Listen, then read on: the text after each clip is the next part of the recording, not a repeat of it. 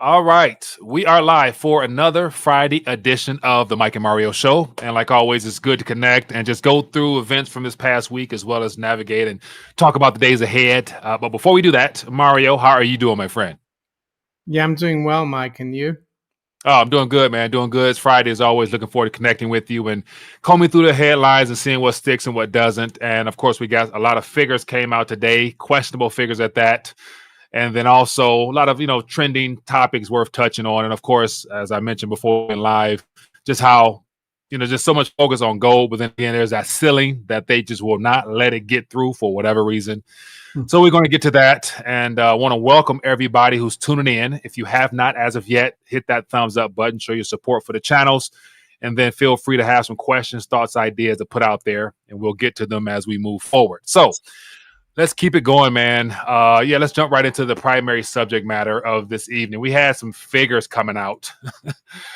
Of course, there's always revision downwards. So let's share our 2 cents on that. But Mario, you pay close attention to these figures when they come out. So anything that surprised you out of all these figures and all this red coming out of the U.S. these days?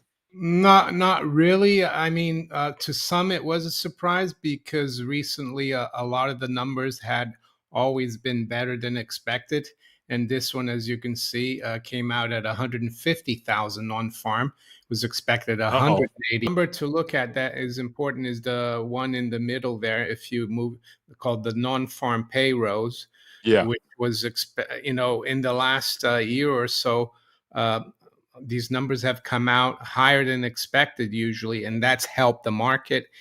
A lot of Yeah. people speculate that it's manipulation by the administration, and they're probably right.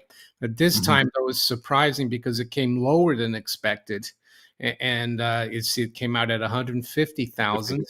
Yeah. And also, what catches my attention there is the manufacturing is also very low, minus 35.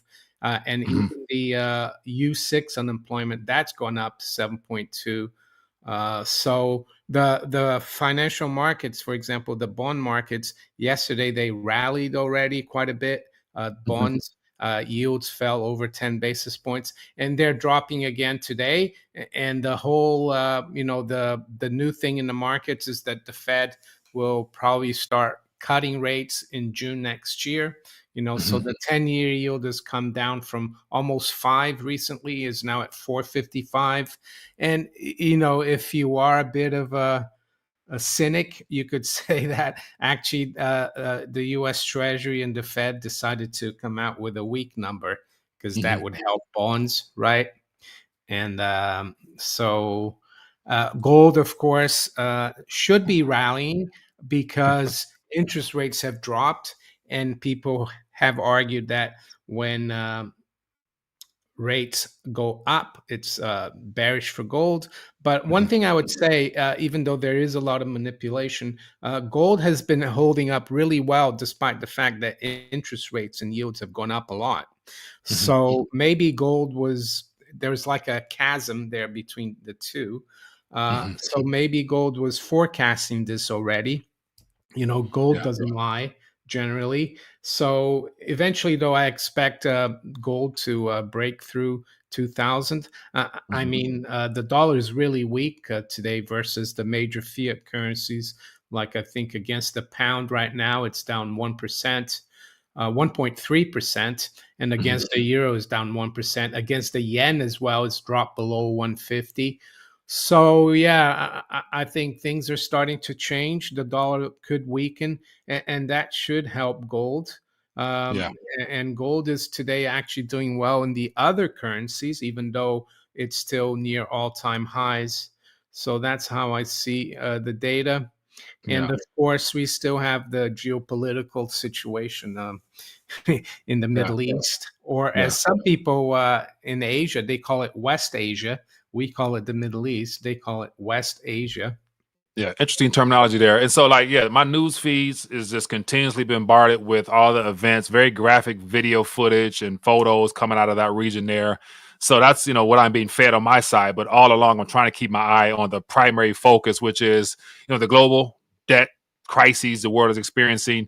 And I'm really, really concerned that everything, as I mentioned before, will remain the same until gold breaks out in USD. So I know throughout the week, all central banks is accumulating massively. We got Singapore coming out, accumulating.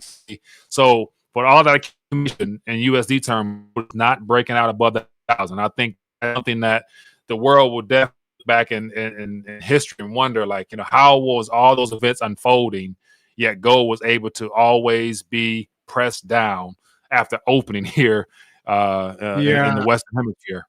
Well, I So think very, it's called the futures market, and mhm, bankers using they're not really trading real gold.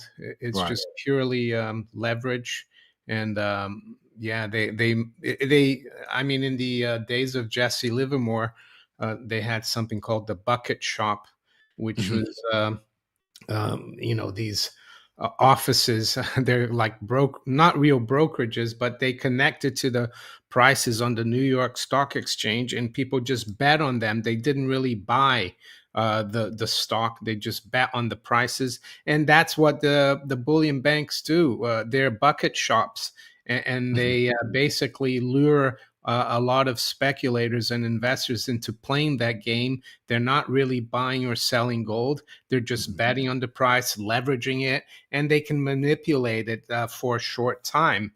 Yeah. Eventually, though, there's a limited supply of gold and there's an endless supply of fiat dollar, and that Mhm. will be reflected. It is frustrating, but I think people need to realize that the point of holding gold is to not have a debt instrument uh, Right. as an asset, which is what the all fiat currencies are. Right, right. And earlier in the week, I noticed somebody made a comment on one of my videos saying that, with all the stuff happening in the world, do you think people in Gaza and other nations that's ravaged by war, do you think they actually care about, the price of gold and stuff like that? It's more so someone, I guess shooting like, shooting a little market, at me talking about go, get your weight up. And I'm thinking Well, like, no doubt, in the middle of a chaos and, and pandemonium, you're not really concerned with, wealth well, preservation, but it's usually after the fact, during a rebuilding process, after currencies have their day of reckoning. That's when you're more so very grateful and appreciative if you're able to hold on to something like that. But then again, that's just my 2 cents. But I wanted to comment on that. What are your thoughts on that one? I guess if we were in Gaza, we wouldn't be thinking about gold. It depends where you are. I mean, Right. does that mean then you can't follow the World Series or the NBA just because you're not in Gaza? I mean, and what you said there about rebuilding after the war, if you don't have gold, yeah, you'll be in bad shape because as the title of my live stream for our show says that wars always result in inflation. And you can go back, I won't go back that far. I'll just go back to the US Revolutionary War. That war led to the saying, it's not worth the continental currency. They use it as shin plaster. That was the nickname for it. It became worthless. And then during the Civil War and the aftermath of that, you had the greenbacks that became worthless as well, and also the Confederate currency, the dollar, that became worthless as well because they lost the war in the South. And you had inflation. Eventually, they were able to go back on the gold standard by, I think, 1879, and then World War One caused inflation not just in Europe but in the U.S. as well, in the aftermath. And then World War Two, the Vietnam War, we had the inflation of the 70s, and now you could argue we might not have a kinetic war, but we seem to have crises every 6 months. And those are the wars that we're fighting now. And the reason why there is inflation always is that governments, they spend and they borrow massively. And we've been doing that even before 2020. So I think it's going to be a gigantic inflation if it doesn't get into hyperinflation.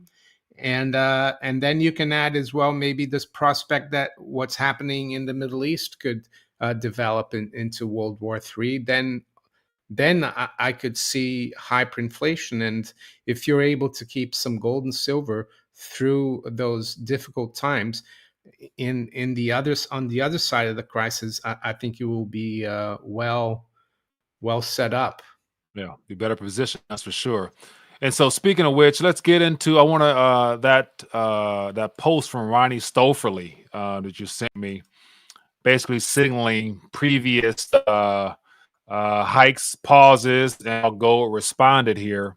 And let me move you out the way here. So it says, what happens to gold when the Fed stops hiking rates? And so far, as of this week, we got that second pause. Therefore, I guess these signals here signaling the pause in previous Fed hikes, and then immediately what follow after their recessionary periods, and then they go to the pivoting phase. And gold always responds favorably in this type of environment. So the question is, at what point will they admit defeat and begin pivoting? You mentioned that it's for that as of June next year, but between now and then, something always occurs. Something always thwarts their plans. And so the question is, will it happen much sooner rather than beginning of 2024 or what? What are you thinking? Well, the Fed always makes forecasts, and they always say things that they change. Mhm. They pivot, so to speak. I think Janet Yellen in 2015 or 16, when they announced that they're going to start tapering and then doing QT, she said it was going to be like watching paint dry because it was going to be so boring. And then you had the repo crisis in 2019. And by March 2020, they had to reverse everything. Back in 2021, everyone was saying that they didn't expect rates to. I think Powell said something. We're not even thinking about Thinking raising about it. rates. So now they're saying, "Oh, we're going to leave rates this high for longer." That longer could be 2 months, or the markets usually lead the way, and the markets are saying now that they expect the Fed to start cutting by June next year.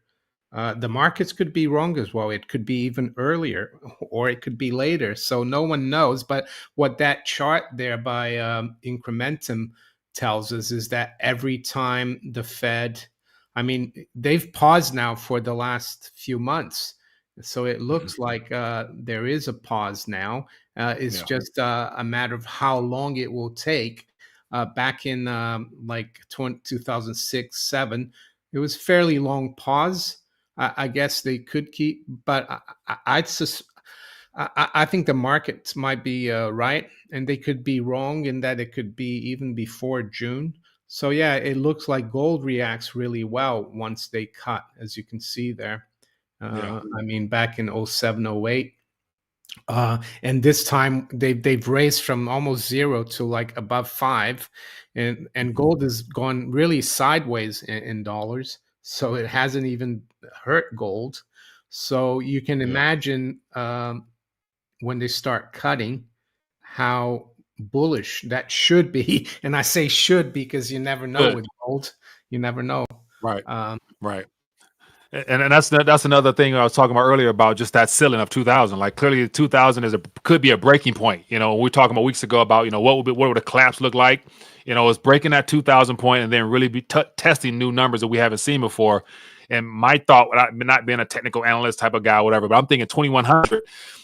Like something that would definitely surpass that all-time high figure, and would really be an attention getter. Like there's no way to avoid that outside of all the other all-time highs and other currencies that would really get people's attention. And of course, silver clearly would be 25, 20, be closer to $30 an ounce. And then, hey, the world would definitely recognize that something is taking place, because U.S. debt at that point would not be too pretty, as if it's already, not looking pretty right now. Yeah, So, and that in the last 3 years, that 2050 70 level, it's like a dam. It's like they've built a dam, and the we who know about gold and what it means and all the debt they've created, we know that once that dam breaks, it's going to be 2100 will be like peanuts. It right. could go to 3, 4, 5,000, in my opinion. That's why this 20,000 and then 2070 is so important, and a lot of sentiment and attention on markets are based on numbers. Yeah. Years ago, back in the early 2000s, the key level for gold was $400. A lot of people were saying that gold would never break 400 again. Mhm. And even the FT did this piece in April 2004, and I wrote that gold was at 400 at the time, and they're Mhm. trying to say that gold was worthless and it was going nowhere. You see, so Mhm. you're probably going to see a lot of people like the FT and mainstream media saying, "Oh, that gold is never going to break 2,000 again," because they don't want it to break. And we recently saw as well the front page of Barron's Mhm. telling people that they should buy bonds. And I think that's a huge reverse indicator. I know bonds have rallied in the last week, but I think that's just a counter trend rally.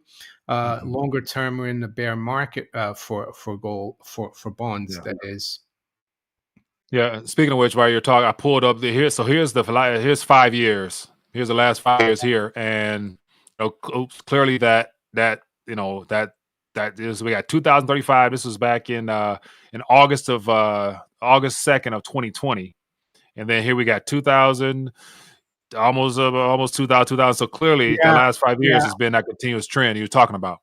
Yeah, I mean that's a closing, that's a line chart. But if you do the bar chart, the highs in gold have been around 2073, two or three of them. And yeah, you can see that they don't want gold to break through that level, but they can only manipulate things for so long. We're seeing that Right. a lot of the central banks, non-Western central banks, they're buying record amounts again in 2023, and they did it in 2022. The Chinese are leading it, Right. Singapore is leading it, Poland. So it's only a matter of time. If anything, uh, it gives us more time to protect our savings, especially with silver as well. Right, 100%. And then speaking of which, as you're speaking, I was looking in the chat, and I mentioned before we went live about just the potential breaking news. Not sure how breaking it is, but the banking issues, and so underpinning the monetary structure is the banking sector, and there's a lot of concerns about what's happening due to the high interest rate environment we're in now. But this is from about an hour or two ago about banks having issues. So I'm not sure it's been resolved since then, but just something worth paying attention to because, as I mentioned, they're painting the narrative of an Iran cyber event. So I'm sure they'll find some way to link this all in at some point in the future. So if anybody's in the community been affected, let us know and see if they're back up and running yet. So we will see. But let's keep going. We got some more charts here, man. I was trying to apologize for the hiccup earlier, but just some graphs that came out in reference to those figures that were given to us earlier. And it just shows that you can't really trust the BLS, the Bureau of Labor Statistics. So here's just a graph here. It says Biden's Department of Fake Data doing this thing. August job revised down by 62,000 from plus 227 to plus 165,000. September was revised down by 39,000 from 336 to 297. So 8 of the past 9 months have been revised lower. And so at what point, like, as I mentioned before, they give us these hopium figures, but then again, they always revise them down. So who can you trust at this point? What part of governments can you trust when it comes to the data they're giving us? No, it's not just the statistics departments or Bureau of Labor Statistics. It's the whole System. the whole system. The banking system included. They manipulate everything. They manipulate not just the gold price. They manipulate the bond markets. They manipulate. Currencies.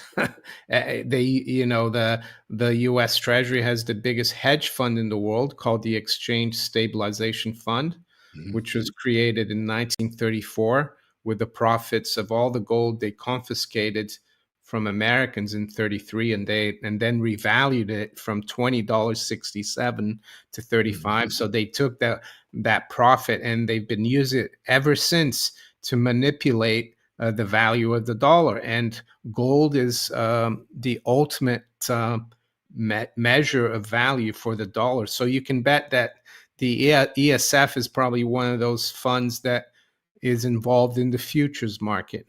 And every time we get to that 2000, they bash it, but they can't do it forever, because then they could run out of gold. If they could do it forever, we'd still be at $35 an ounce.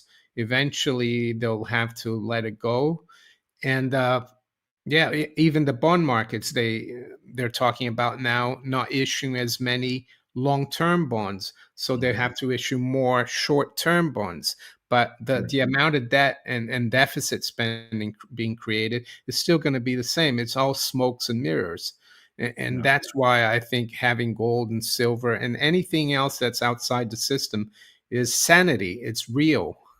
It might not be valued properly right now, the prices, but actually the intrinsic value will always be there of those real things. Yeah, good point there. And here's another graph here, and I see some questions out there. We're gonna eventually get to those. Yeah. So here's just another graph here, showing more of the numbers here. But it's from Zero Hedge. It says the much more accurate and less manipulated household survey shows employment collapsed by 348,000, the biggest drop since the health situation to shut down the economy. And so, just more of a downward trajectory of figures here. So. Yeah, numbers don't lie, as well as the graphs that show these numbers. So something worthwhile there. Yeah, in the What else we got here? UK as well, our labor market statistics. I even saw someone in the FT write something a week or so ago about it, saying it's a complete joke. It doesn't mean anything. So for the FT to say that is, and it's quite interesting. Yeah. What else we got here? And here's something that we're going to be hearing more about as well. The government shutdown risk looms again this November. So we have about 2 weeks before there's another, DC conundrum. And so let me see. There's some details here I want to talk about here. It says the chance of a November government shutdown is about 30% currently, according to event trading site CashApp. So once again, more debt. Say it again. What's this shutdown about? I mean, So the last one was about the debt ceiling, and I thought that'd been solved. no, it was some whatever the measurements that was passed literally last time was just it was a 45-day.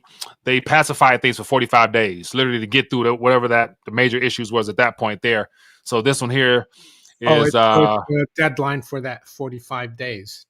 Right. So it says another government shutdown approach is likely that not a certain continuing resolutions. However, a broader budget debate may drag on over the coming weeks and possibly into the 2024 with automatic budget cuts could take effect. Regardless of the continuing resolution to fund the government, is if a set of complete spending bills aren't passed by the end of 2023, then across the board, 1% of government funding will begin in April 2024.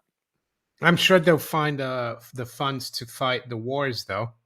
Oh, yeah, no doubt. They're going to continue to send some funds to Ukraine and Israel because Janet Yellen said that they can do both at the same time. But what does that do? Like when you see the world's literally recognizing right now that, our debt is not as good as it used to be. Therefore, the only thing we can do is issue more of it. Then what will you do? Continue to run the gold more than likely. So yeah, more cash, more pending.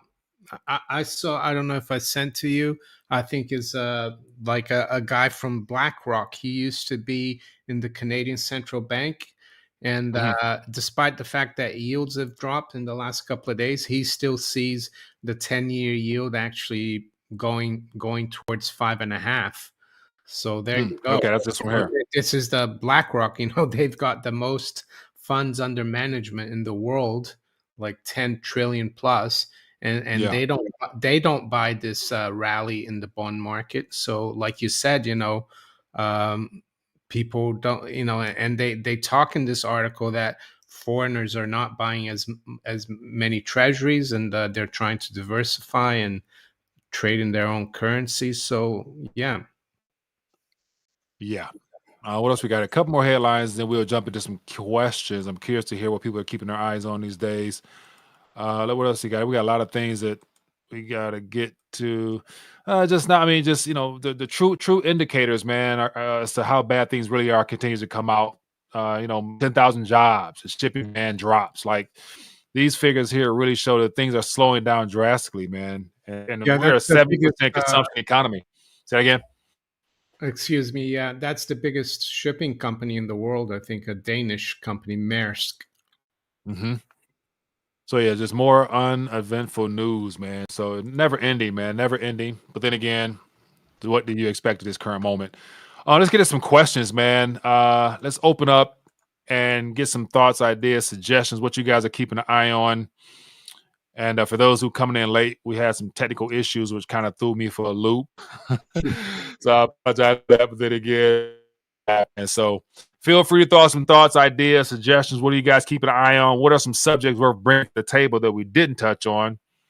I'd be curious to hear what other subjects out there that we're going to be talking about sooner or later. Let me see here. So highlight at Manico64 or at RTD so they'll stand out and we'll jump on. Let's see something earlier. Where'd it go?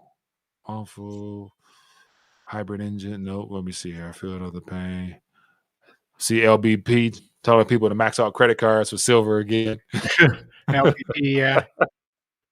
Unsecured is 3 months. Here's one for Sean here. It says, Mike and Mario, at what level of U.S. government debt do you think the markets will react adversely with debt? I would say we're at that point now where the markets are literally every day is something different. Like the volatility is pretty extreme to me. So how much worse can it get is a question. So I don't know. But what are your thoughts, Yeah, Mario? well, the Bank of Japan, for example, the Japanese government has 300% debt to GDP, but their rates are below 1% because the BOJ is printing loads of money to buy that debt and keep the rates low. But now the JGB owns half of all the debt. The US, it's 125% debt to GDP.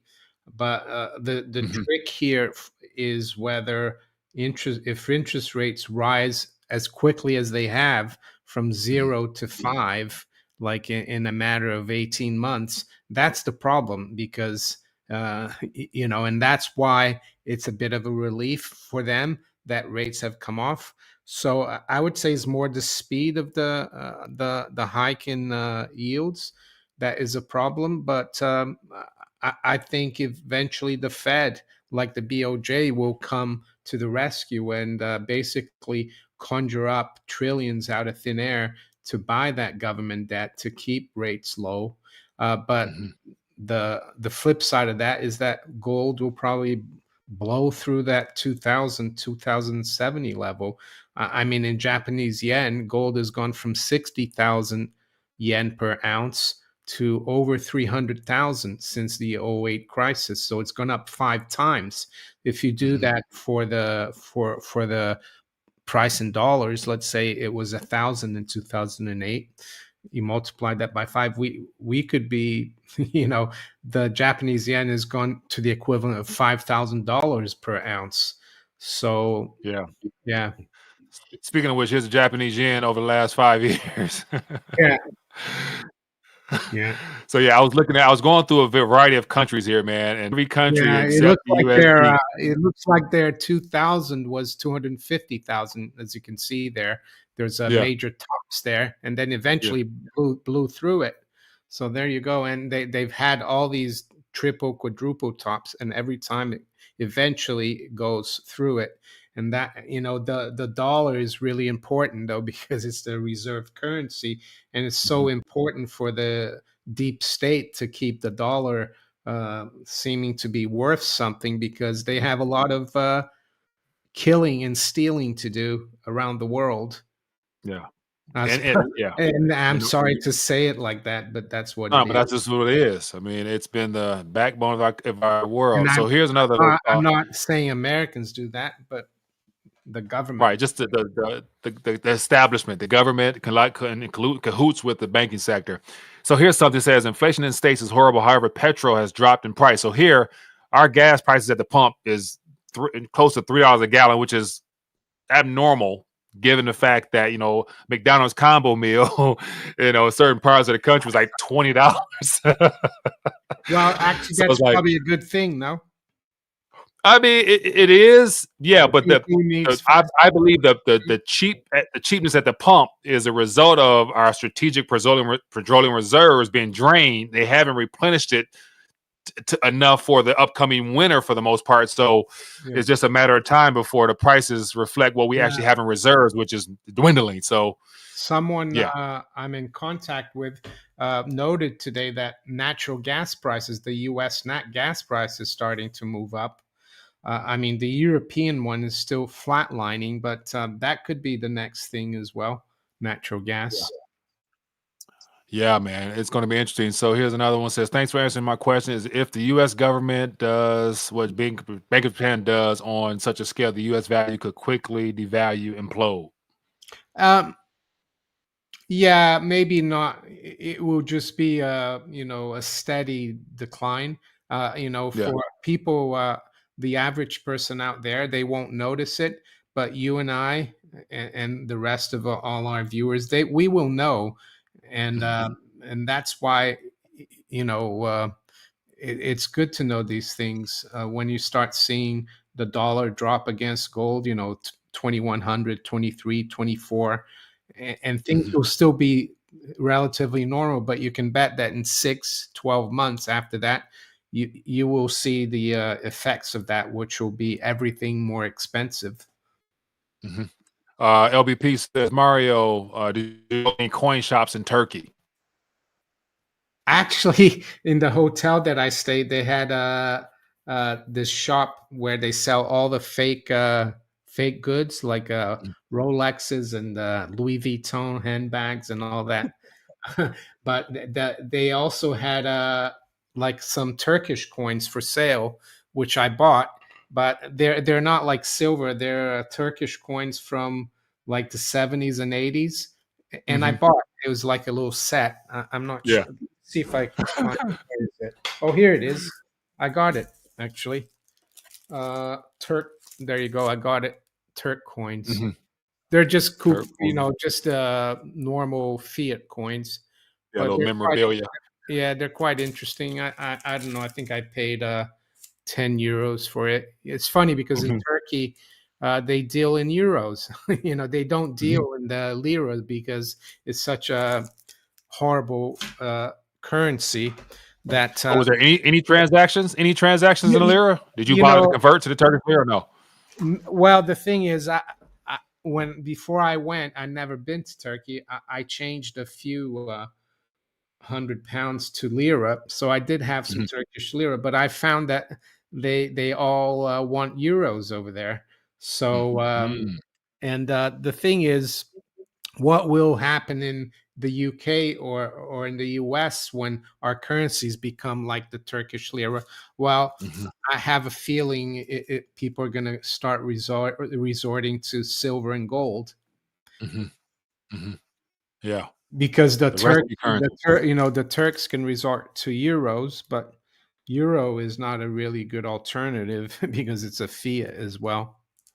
Right. Currency. And then here's a remarks here about Sunshine. It says ACH clearinghouse is down. Check direct deposits. So I'm not sure if that banking situation is continuing to spread, if not. But yeah, interesting stuff, man. What else we got? Any thoughts? Any other questions out there? Not fake. Even locked up in Turkish prison. Canadian Constitution means that government open. Let me see. I thought about buying a fake Rolex, but that's not the right thing to do. I have a real one. I mean, I saw one that was nice, and the guy said, "Oh, 300 euros." I got it down to 160, but I still thought, "Oh, let me think about it." Oh man, you got a real souvenir, a fake Rolex from Turkey. That'd be funny. Big Danger Justice Wars. I don't see any more questions. What else we got here? Anything else out there? What do we got coming up? What's coming up? Anything worth paying attention to? Heading into the winter months. Not, yeah, I mean, just keep an eye on what's going on in Israel and Gaza. Apart Yeah. from that, I don't know when the next Fed meeting is. I mean, keep an eye on the bond market as usual. Keep an eye on Japan. Um, yeah, and keep stacking, I guess. Yeah, that indeed. That indeed. It's going to be interesting, man. Like, I anticipate more of a ramp up in the Middle East before I see some type of ceasefire slash resolution, just because the West needs as much confrontation as possible and allows them to further their agenda. And I'm Oh assuming yeah, during the that's the during it. thing. Sorry, go What? ahead. Go ahead. Go ahead. One No, go thing ahead. I wanted to say is that the system we have, you always need more and more debt to keep the Mhm. system going. And what better excuse than wars, and making people patriotic, and we have to go help these people over there, Mhm. fight, and that's an excuse to keep the debt going. And that's why, unfortunately, I think that's the only thing they've got up their sleeves right now, is another war. Like Gerald Mhm. Celente says, when everything else fails, we will take you to war. And the reason they do that is because it keeps the debt system going. Yeah. If we had peace and everything was well with the world, all the world governments would collapse, because you know uh, they're full of debt. All right. And then very great says, have you got China banks dropping out of the LBMA? Oh They were yeah, touching that last week. I mean, I have an opinion on that. You there, Mike?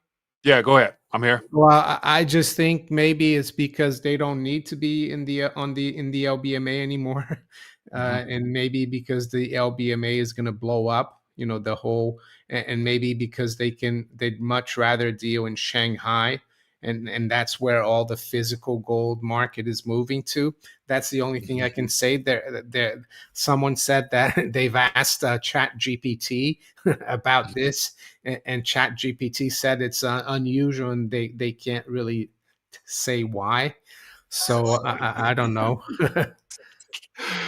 Shah says, with the CBDC incoming, how do you think they'll regulate use of gold and silver? Will underworld users of fiat look to use gold, etc.? Of fiat look to use.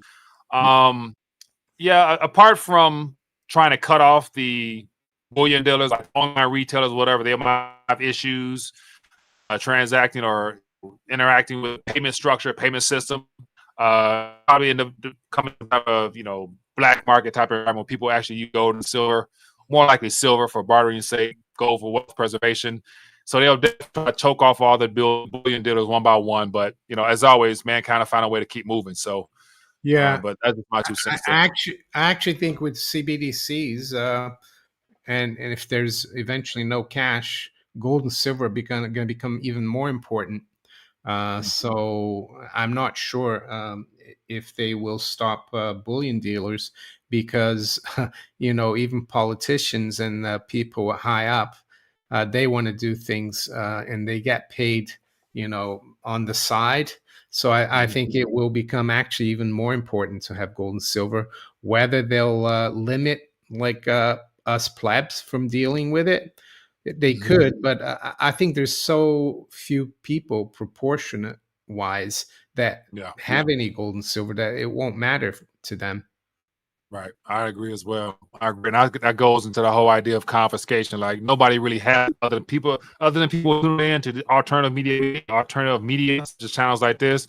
Most people don't want no gold or silver. And the average Joe right now is more concerned with just, maintaining what they have than trying to go out and preserve and protect themselves for their future. So bartering happens sometimes, yeah, 100%. All right. Well, we're about that 46-minute mark.